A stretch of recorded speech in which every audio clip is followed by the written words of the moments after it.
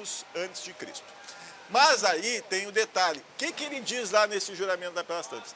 Eu vou dar atenção à saúde do meu paciente e esta será a minha única e primeira preocupação. E aí, existem outras preocupações além da saúde do paciente, então, Paloma? Então, Voltaire, é um caso que se tornou polêmico porque é preciso abordar, então, o Código de Ética na sua totalidade, tá? A gente vai explicar, então, como você disse, eu tenho aqui um especialista em Direito Médico, o Dr. Faustino Júnior. Antes, é preciso também que a gente deixe claro o contexto, tá? A mensagem que foi publicada nas redes sociais, infelizmente, ela não está na íntegra, ok? A gente tem aqui, então, a mensagem na íntegra, uma frase foi suprimida. E a frase é a seguinte, dita pela médica para Ariane Leitão. Se quiser, posso fazer um breve relatório do prontuário dele para tu levar a outro pediatra. E aí, então, entra aquele trecho de gostaria que não insistisse em marcar mais consultas. Essa frase é uma frase importante, o doutor vai explicar agora, então. Bom dia, doutor Faustino. Bom dia, Paloma. Por que essa frase é tão importante e a mensagem em si, ela se enquadra de que forma no Código de Ética Médico? É importante que os telespectadores atentem que este caso está sendo exacerbadamente politizado e, na verdade, a solução e a resposta para o mesmo é técnica. Nós temos a previsão de fato que a medicina deve ser um bem e deve ser exercida a serviço do ser humano sem nenhuma espécie de discriminação, correto. Mas ao médico é facultada o exercício da medicina com plenitude de autonomia, isto é delegado a ele o poder de eleger quem ele vai atender, salvo em algumas exceções, que são os casos de urgência, emergência, ausência de outro médico ou quando não atendimento, a recusa pelo atendimento, agrave a saúde do paciente. Em nenhum desses casos isso incide. E particularmente no que diz respeito ao caso em questão, nós percebemos que a médica, tecnicamente falando, praticou literalmente o que prevê o artigo 36, parágrafo 1º do Código de Ética Médica, que prevê as situações de vedações de condutas ao médico. Ou seja, o médico está vedado, é proibido ao médico abandonar o atendimento ao seu paciente com uma exceção, que é quando ele entende que com um fato a seu critério, isto é, qualquer fato, pode ser a opção política,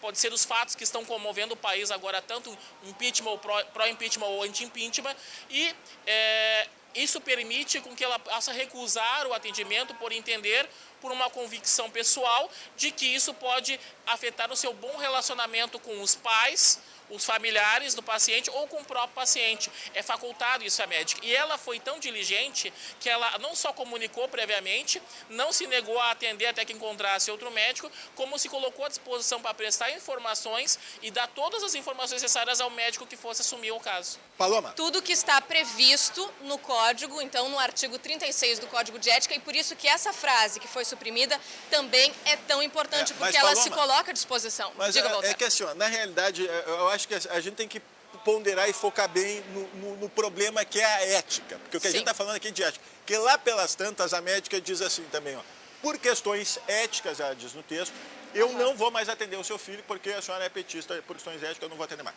Aí, Paloma, eu queria que você perguntasse para o especialista, não é também uma falta de ética da médica deixar de atender um paciente?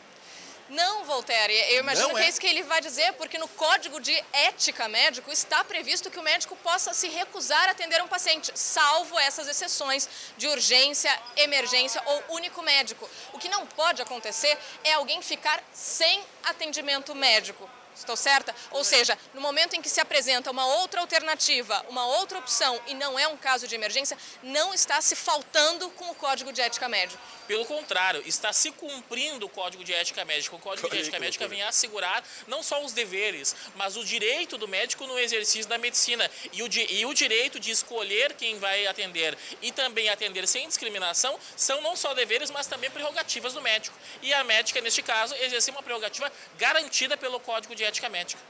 Perfeito. Então está aí o parecer jurídico deste caso.